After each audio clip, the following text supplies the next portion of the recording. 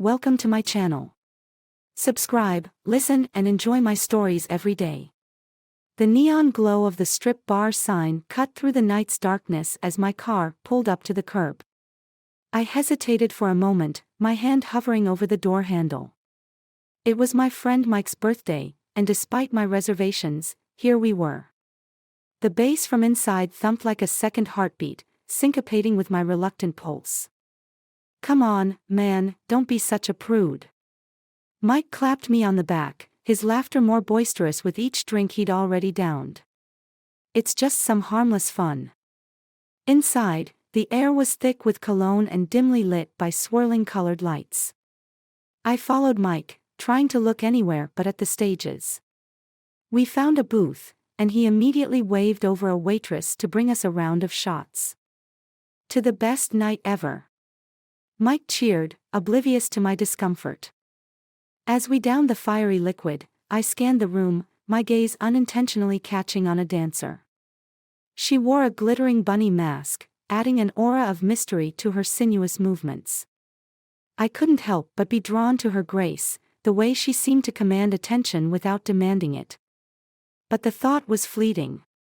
"I'm a married man," I muttered under my breath, shaking my head as if to dispel the image. "What's up?"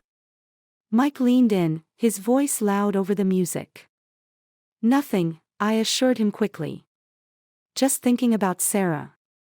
He nodded, clapping me on the shoulder. "Good man. But hey, it's just looking, right?" As the night progressed, the bunny-masked dancer moved through the crowd. I tried to focus on celebrating Mike's birthday, laughing at his jokes and clapping him on the back as he downed drink after drink. But my eyes betrayed me, drifting back to her. Suddenly, she was leading a man by the hand to a VIP booth, her allure unmistakable.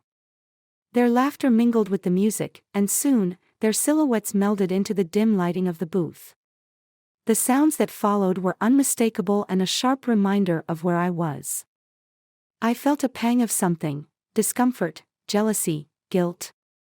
I shook my head, trying to focus on Mike, who was now animatedly talking to another dancer. "This isn't my scene," I admitted to myself. Finally, it was time to leave.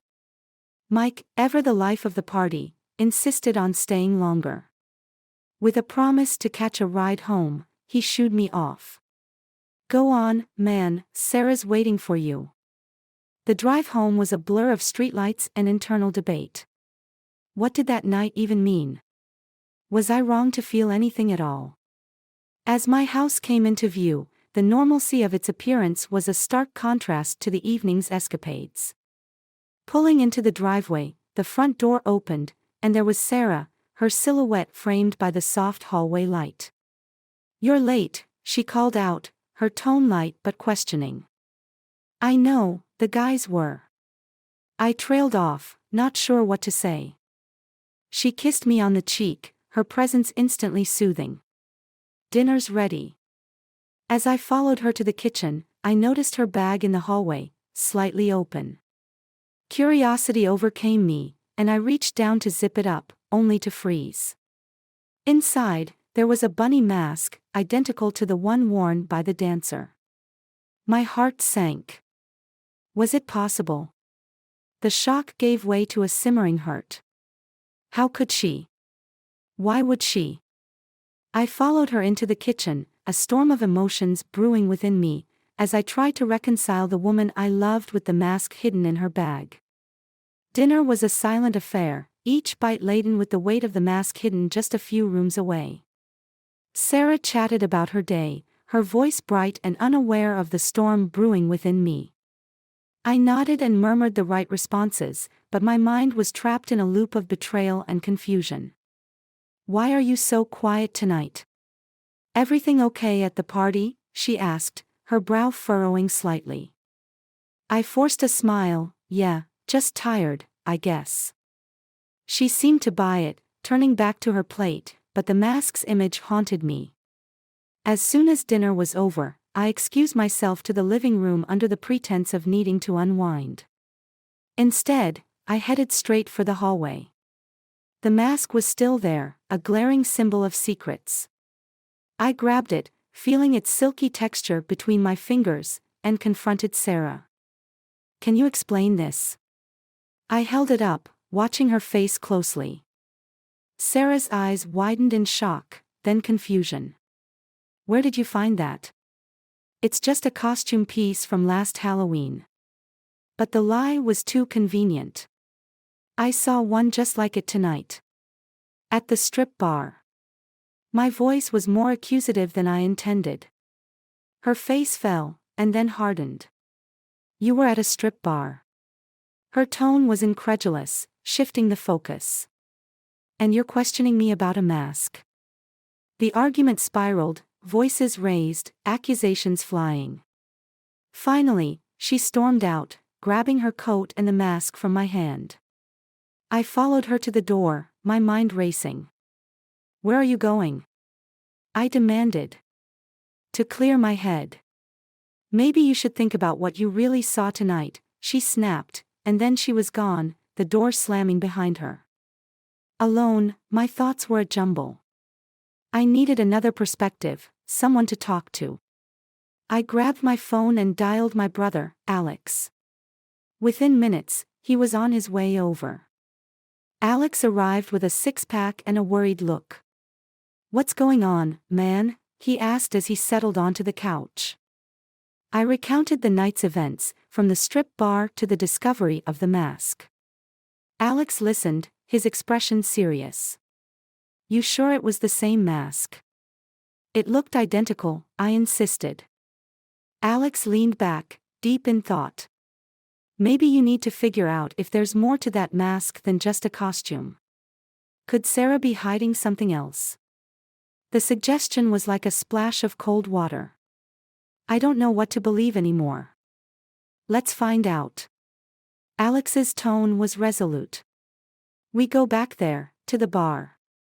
See if we spot the mask again, or maybe even catch a glimpse of who's behind it." It sounded crazy, yet it made a sort of desperate sense. If I could just see that mask again, maybe things would become clearer. The night air was chilly as we drove back to the strip bar. The neon lights felt mocking now, a beacon to a truth I wasn't sure I wanted to uncover. Inside, we found a table with a clear view of the stage and waited. Hours passed. Dancers came and went, but no sign of the bunny mask.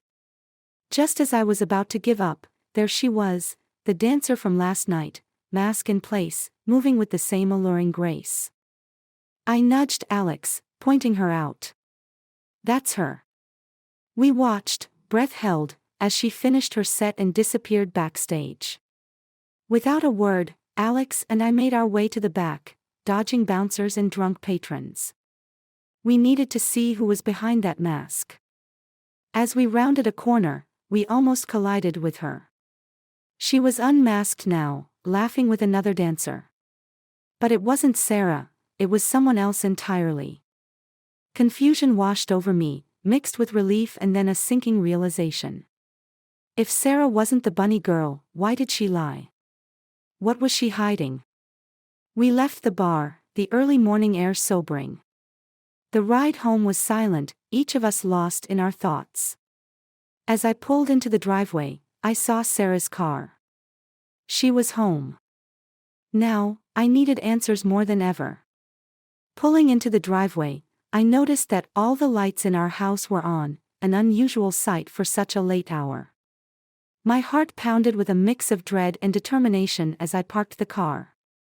I was not just returning home, I was diving into what might be the most defining confrontation of my marriage. As I opened the door, the sound of the TV echoed from the living room. Sarah was there, curled up on the couch, her eyes red and puffy. It seemed she had been crying.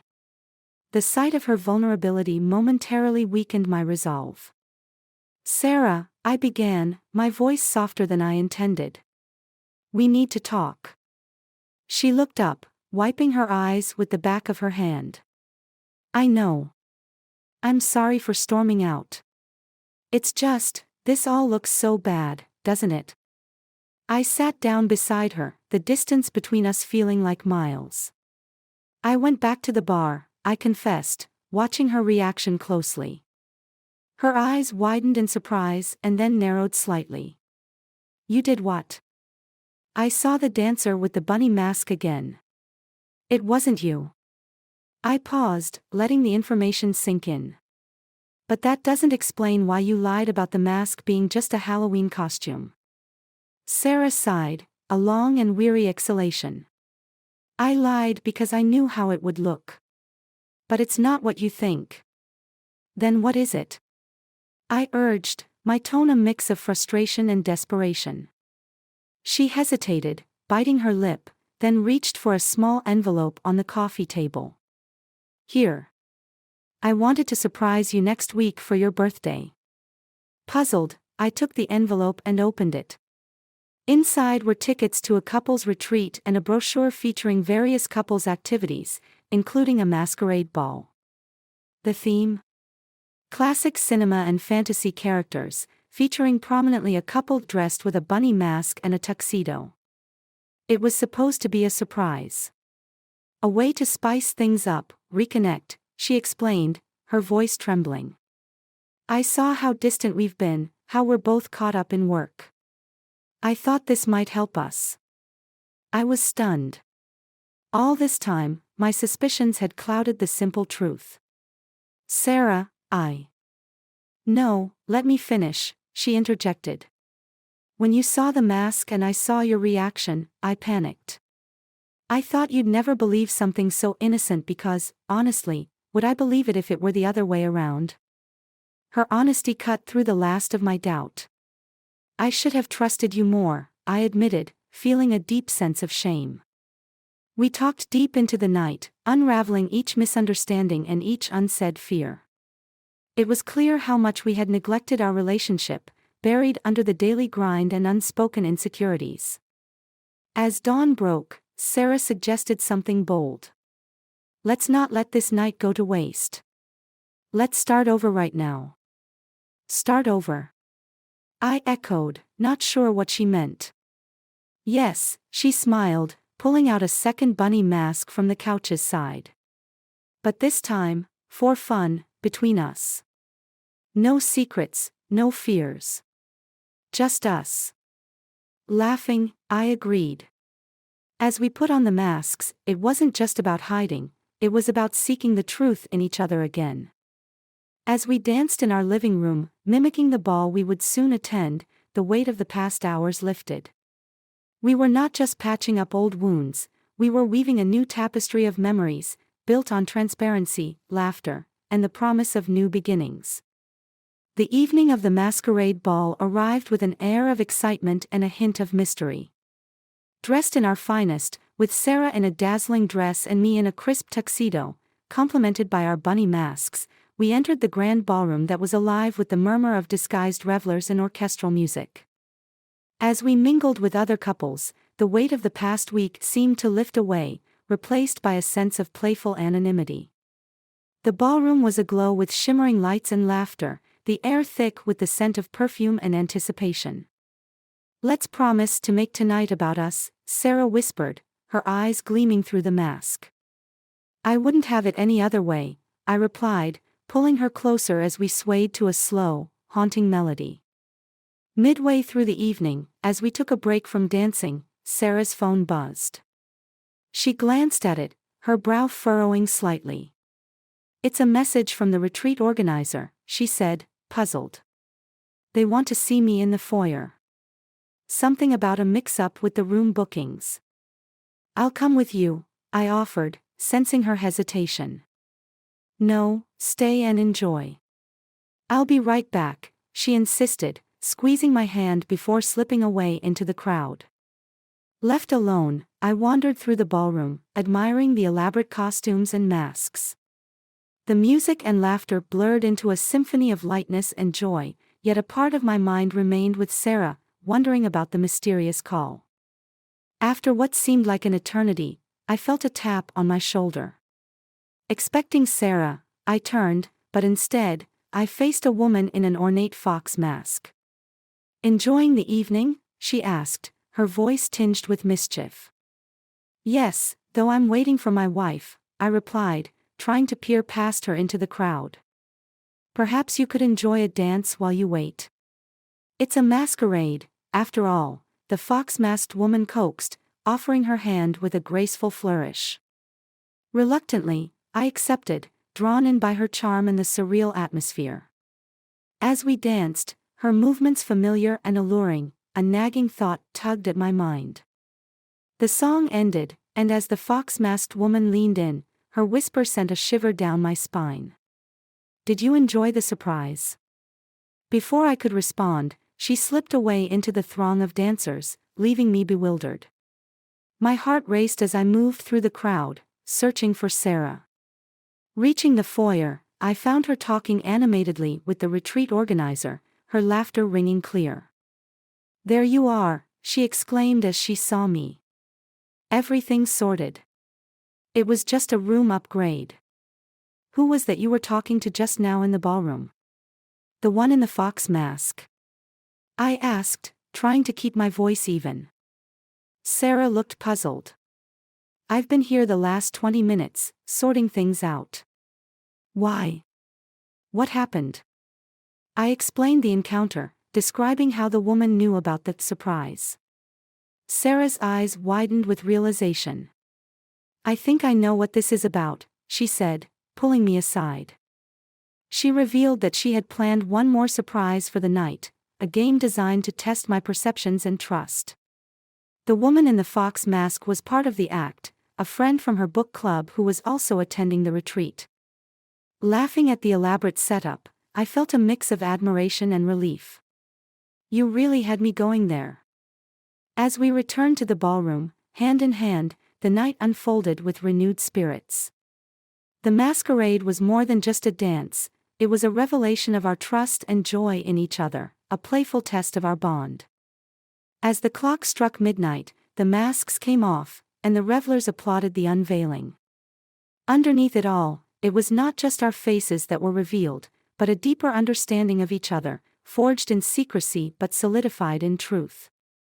The masquerade taught us that while masks might hide our faces, they could also lead us to see each other more clearly.